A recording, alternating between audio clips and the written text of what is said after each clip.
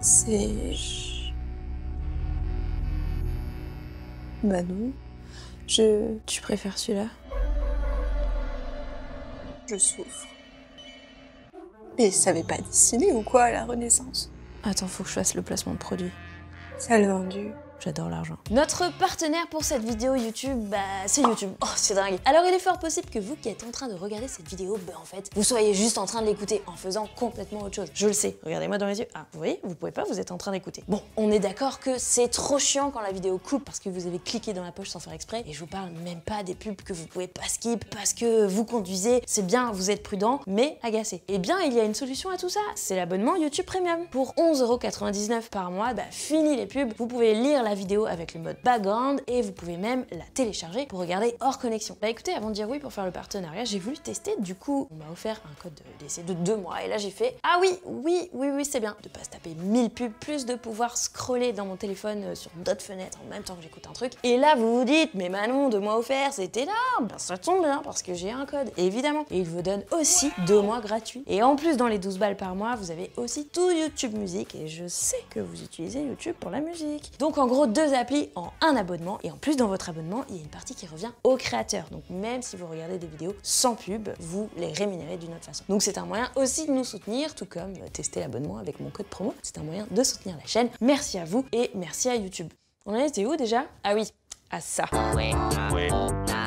Bon, de prime abord, quand on voit les tableaux des bébés moches au Moyen-Âge et à la Renaissance, on pourrait penser que les peintres ne savaient pas dessiner. Eh bien, pas du tout. Figurez-vous, mes petits amis, que c'était totalement intentionnel. En fait, la très grande majorité du temps, le sujet numéro uno, c'était la religion. Et donc, le bébé le plus représenté, bah, c'était le Christ, évidemment. Mais les artistes voulaient insister sur son caractère divin. Ce n'est pas un chiard comme les autres, c'est un homoncule. Quoi? En gros, un petit homme qui existe tel quel avant la conception, comme déjà adulte, car empli de sagesse. Ces critères vont donc devenir une convention de représentation des enfants dans toute l'Europe et cela va perdurer à la Renaissance. Et donc c'est pour ça que tu m'as fait venir sur ta chaîne? Non, c'est pour faire des relances de mauvaise foi. Hein? Tiens, lis ça.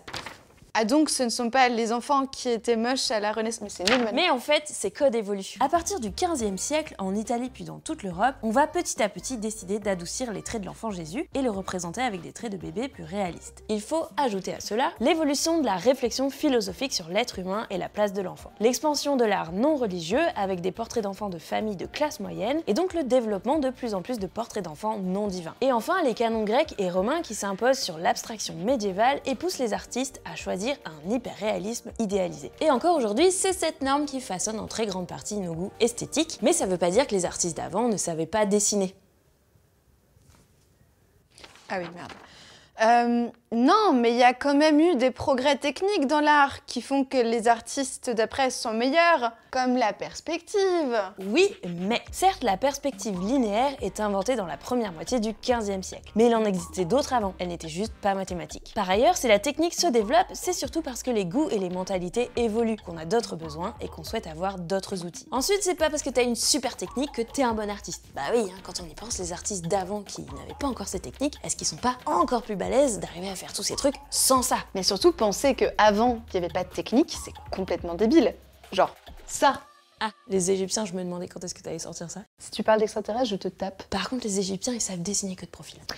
Alors,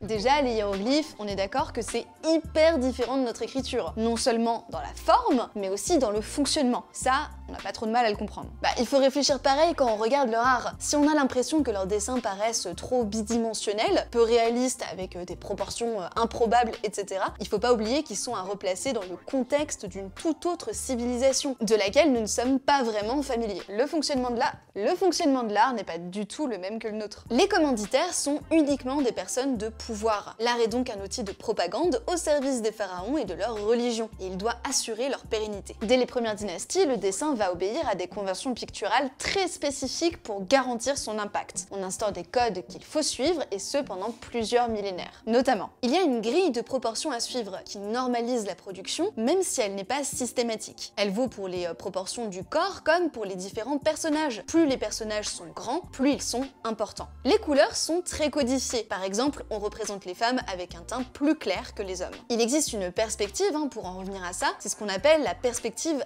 rabattue. Certaines parties d'un même corps sont représentées de face, d'autres de profil. C'est ce qu'on appelle l'aspectivité. Il ne s'agit pas de représenter ce que l'œil voit, mais l'idée de ce que l'on veut représenter, et ce, de la manière la plus claire. Donc, si on comprend mieux une jambe vue de profil, on la représente de profil, et un buste vu de face, on le représente de face. Même si jamais l'œil ne verrait un corps dans cet état dans la vraie vie.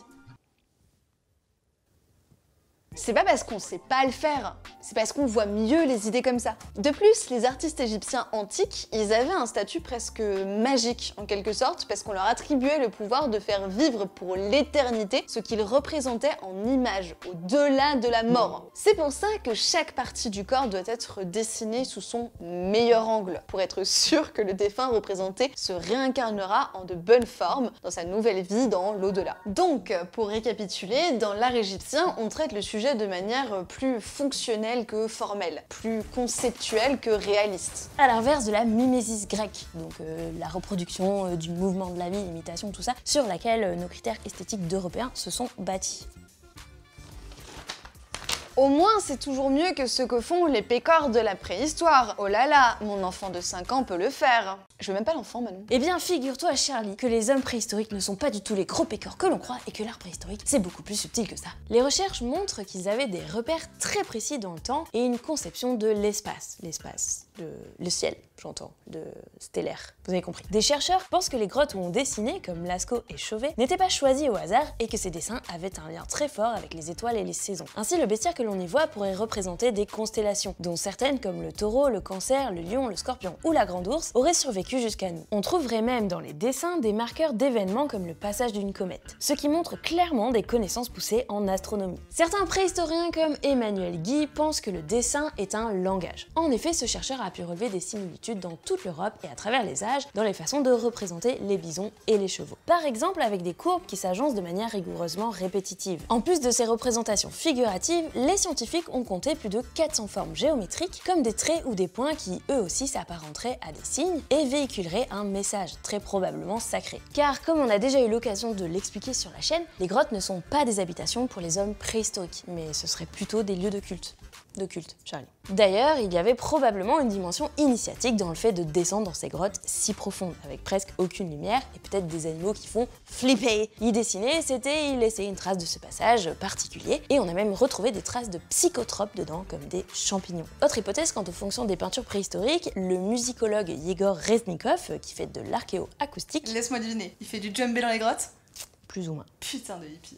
En testant les reconstitutions, lui et son équipe ont démontré qu'il semble que ces peintures se concentrent sur des cavités caractérisées par une forte résonance et de nombreux échos. Alors que dans d'autres grottes avec des salles aux parois parfaitement lisses, qui auraient donc été parfaites pour dessiner mais qui n'ont aucune résonance, il n'y a pas de peinture. Zéro, niet, nada, néant, que dalle, que pouic. Alors évidemment, en archéologie préhistorique, on peut surtout faire des hypothèses. Et il faut prendre énormément de précautions. Mais néanmoins, qu'est-ce qu'on retient, Charlie? Qui faisait du tam-tam dans les grottes? Non, que l'esthétisme c'est pas le seul critère pour juger les productions, voire qu'il peut ne pas en être un du tout. Et surtout que votre regard esthétique est conditionné. Tout dépend de quel regard et de quelles lunettes on utilise. Nous, avec nos lunettes du 21e siècle, on a des filtres qui nous permettent de pas voir pareil qu'autrefois. C'est une métaphore ou t'es premier degré là? Bah oui Manon, je veux dire que ta perception elle dépend de là où tu vis et de quand. Habile. J'ai regardé l'ingé son. D'ailleurs, le mot dessin s'écrivait en fait dessin jusqu'au milieu du 18e siècle. Avant, on fait pas vraiment la distinction entre dessin, donc l'idée de tracé, de contour, et dessin, l'idée de projet, de plan. Il y a à la fois le sens de l'intention et celui d'une matérialisation sensible de l'intellect. Rien que la séparation des deux sens rend compte de l'évolution de nos fameuses lunettes. Aujourd'hui, par exemple, on a tendance à ne regarder le dessin que comme quelque chose de technique, esthétique ou décoratif.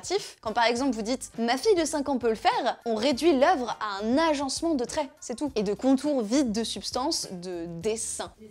De design. Inconsciemment, on va aimer les œuvres d'art dont on a déjà les codes pour les comprendre. Soit parce qu'elles sont proches de nous, de notre temps, de nos valeurs, soit parce qu'elles traduisent un réel qui nous est connu, dont on n'a aucunement besoin d'aller chercher la signification. Mais c'est plus compliqué pour des arts anciens, comme l'art sacré de la préhistoire des Égyptiens ou du Moyen-Âge. Cet art est là pour nous guider au-delà de la ligne, du dessin, au-delà du simple sentiment sentiment de l'émotion esthétique. L'étrangeté qui peut émaner de ces œuvres vient probablement de la prééminence du contenu, qui nous est parfois méconnu, sur la forme, qui est tout ce qu'il nous reste et que l'on juge séparément, vidé de sa substance. On ne comprend plus le concept qu'il y a derrière parce qu'on n'a plus les bonnes lunettes. Au fond, notre goût, notre perception du beau, elle n'est peut-être pas si instinctive ni personnelle, parce qu'elle est influencée par l'époque, la culture dans laquelle nous sommes baignés depuis l'enfance. Par les lunettes qu'on nous a mises sur le nez, hein Manon? Et ces critères esthétiques sont en perpétuel mouvement. Je veux dire, par exemple, quand j'étais ado, il fallait que mes sourcils ressemblent à ça. Alors que maintenant, il faut qu'ils soient comme ça. Et ça en à peine 10 ans. Et ça en à peine 20 ans. Alors venez pas me parler d'absolu dans la beauté ni en art. Bref, en gros, ce qu'on vous dit, c'est que si on trouve pas ça beau, bah c'est parce qu'on en a pas les capacités. Et c'est ok. Moi aussi je trouve ça moche, les bébés de la Renaissance. Tout comme je comprends pas la mode des cernes sur TikTok de la Gen Z. C'est pas eux qui ont tort, ni moi, c'est juste que de là où je viens, c'est-à-dire une adolescence dans la fin du XXe siècle, je peux pas comprendre. Du moins de prime abord. Ça veut pas dire que je peux pas évoluer. Par exemple, en 2005, avec mon baggy XXL, j'avais juré que jamais de ma vie je ne mettrais un slim. Bon, j'ai dû tenir 4 ans. Voilà. Mais c'est vrai que l'exercice de se détacher de ses propres lunettes est parfois difficile. D'ailleurs, quand les archéologues se sont rendus compte que les statues antiques n'étaient pas du tout blanches, mais en fait colorées... Comment ça, Manon? Les statues antiques n'étaient pas blanches? Mais oui, Charlie, tu ne le savais pas? Bah non, dis donc, explique-moi. C'est fou. Écoute, on a fait une collab sur ta chaîne. Est-ce que ce serait pas l'occasion de s'abonner? D'abord, abonnez-vous s'il vous plaît. Enfin, si vous êtes venu là par la vidéo de Charlie, abonnez-vous, puis cassez-vous maintenant. Bisous, merci. Sinon, allez découvrir la vidéo qu'on a faite avec Charlie sur sa chaîne. Et si vous connaissez pas, mais quelle chance, tellement de vidéos à découvrir. C'est moi. Merci. Au revoir. Bisous. on se dit bisous. Mais ça veut pas dire que les artistes d'avant ne savaient pas dessiner. Elle m'a manqué. J'ai le pire rire du monde. C'est vraiment... La photo de fin. Bah là ça tourne. I'll be there for you.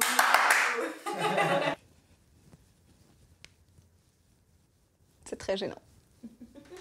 Je vais continuer encore un peu.